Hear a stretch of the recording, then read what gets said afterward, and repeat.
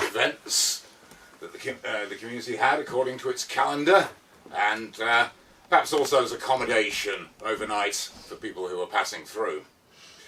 And one of the events that the village might use the hall for would be feasting. And as you can imagine, we're very fond of feasting. Oh yes. In fact, we've eaten very well in the last couple of days here. Oh yes. Good food and drink.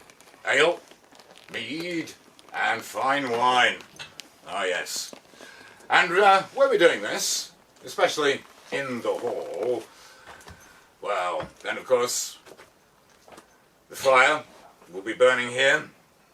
People seated on the benches, and after a while, when people have eaten and drunk their fill, then they like to be entertained, and there are various kinds of entertainment. Music, of course, poetry, and storytelling. And storytelling is very important indeed, because, well, apart from the entertainment itself, it's a way of reminding us about the history of our people. Because as you know, well, in the 5th century AD, that's when the Angles, the Saxons and the Jutes first came here to the island of Britain. And before that, well, they'd lived across the North Sea, in northern Germany, and in Denmark, and elsewhere in Scandinavia.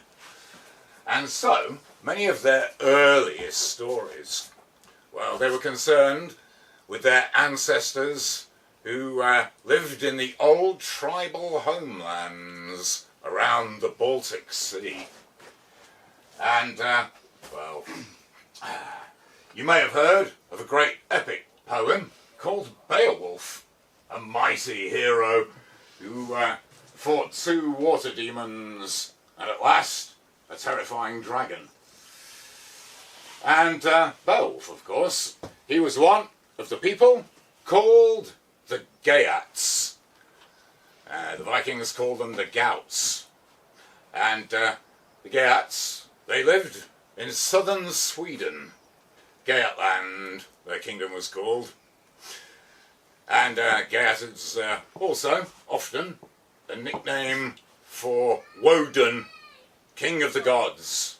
Odin, to give him his Viking name. And, well, it's also often used in men's names. And there was, in fact, a legendary king, still quite a young man. He was called Geat, and his kingdom was there in southern Sweden. And, well, he'd long since come of age, become a young man, and while the prince, everyone was confident that when he succeeded his father, he'd make an excellent ruler himself. He'd already distinguished himself upon the battlefield, commanding their warriors, protecting the borders of their kingdom. Please feel free to come in. Yeah, go for some floor, darling. Thanks, love. Sorry for disrupting. That's all right. All right. And, well, Geat, he decided that the time had come to get married. And he'd fallen in love with a noble woman of fine ancestry. Maethild, her name was.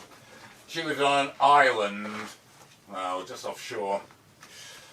And, well, it was all planned out. The 2 families had met and discussed the matter, and Geat, he'd already paid a bride price to show that he was worth marrying. And, well, this consisted of many fine things: gold, jewellery and ornaments, animals, land, and all the honours that came of becoming a princess of the royal family.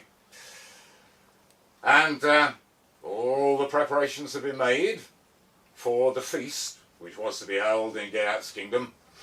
And now he rode south with his warriors, and they got to the shoreline and took a boat across the water. Now, in the meantime, Princess Maethild, well, who's soon to become the princess, of course, that distinguished young woman, she had been making her own preparations, and she was dressed, well, impeccably, with a silken scarf to veil her head, and a long dress with golden brooches and beads of flawless amber strung between them, looking every inch like a young queen. However, if you look closely, you'd have noticed that Maethild's eyes, they were somewhat bloodshot and shadowed, and you might have guessed that she had not been sleeping properly. And if that was your conclusion, you'd be right, because she'd been having terrible dreams, and every night without fail for the last few weeks, the same dream each time, that she'd fallen into running water. She was below the surface and couldn't get out again, and there in the water a face was grinning back at her that looked almost as if it was made of the water itself, and this terrified her. But she had no idea what to do about it, and well, as soon as Geat and his retinue arrived, she went with them, with her maid to accompany her. And well, once they'd taken the boat across the sound of water, then they got on horseback and set off to the north. And on the way, there was a wide wood, and this they entered. However, Geat, who was in the lead, when he looked over his shoulder, he saw that his bride-to-be was weeping, crying her eyes out. He had no idea what the trouble might be, and so he asked her, "Are you crying because you've married me? Are you crying because of all the lands your family's received? Are you crying because of all the gold? Or are you crying because you'll be sitting at my table?" And she said, "No, I'm not weeping for any of those things, for the land, the animals, the gold, or the honour of becoming your bride. No, I'm weeping because of my golden hair that will never rest when it's my time to die and meet the gods in a fine burial mound in the tradition of our ancestors. No, instead it will float and rot in water forevermore." And, well, Geat, he told her that she should stay strong and try to ignore the dream. But Maethild said, "It's a vision of my fate." And fate, well, as we all know, it's been woven on a great loom up there in the land of the gods by the weird sisters, the Norns. They weave the fates of everyone and everything in all the 9 worlds upon that loom. Nothing can change it. They continued on through the forest, and presently, ahead of them, they saw a wooden bridge crossing a river. This was called Vending's Bridge. And now Maethild grew very apprehensive indeed.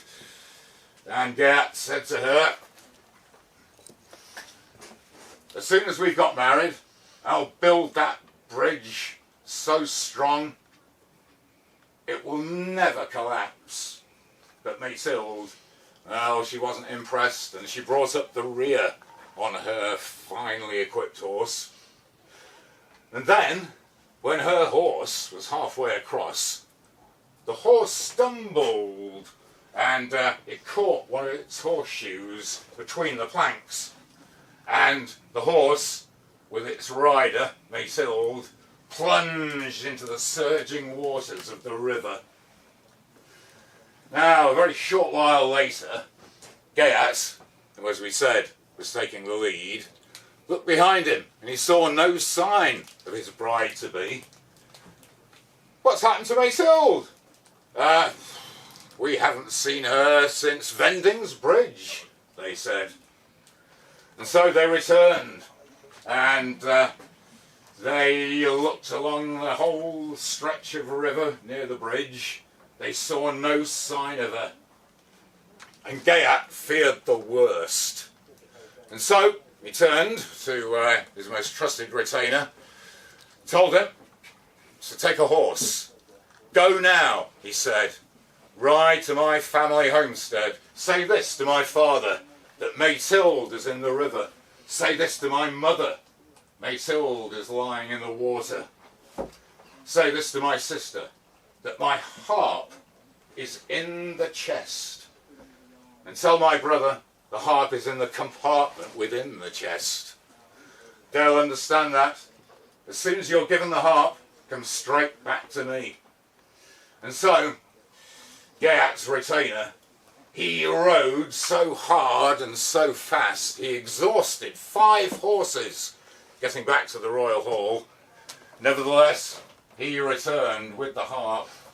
And while he was gone, Geat could only worry, staring at the surging water, hoping against hope that he could rescue Maethild. And finally, the harp arrived with the retainer who brought it. And Geat took the harp, a lyre, out of the deerskin bag and set his fingers to the strings. And the first time he strummed the instrument, all the birds flew off the branch of every tree in the wood. The second time, a great bear was forced out of its lair, blinking sleepily in the sunlight. And the third time, he struck a chord.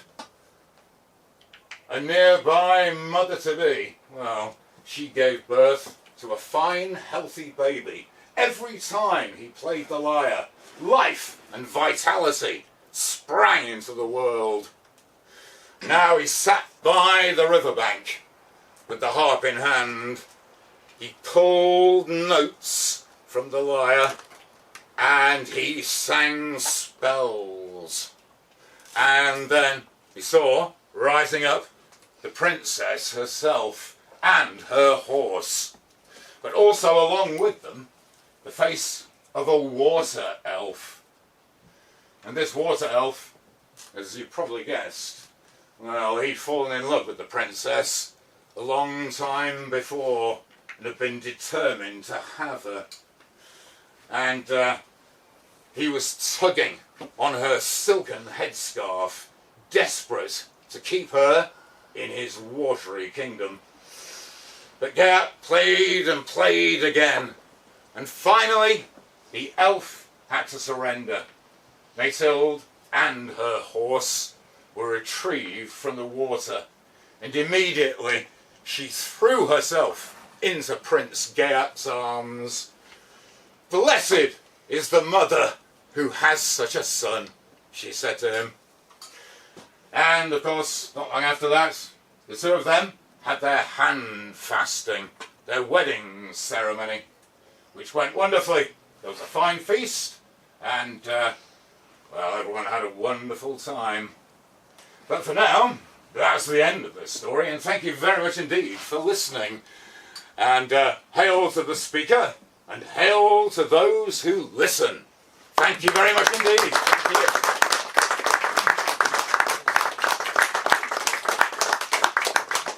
Thank you. Well told, my lord. Please feel free to carry on exploring the village and ask any questions you'd like of the Anglo-Saxons and Vikings here today. Thank you.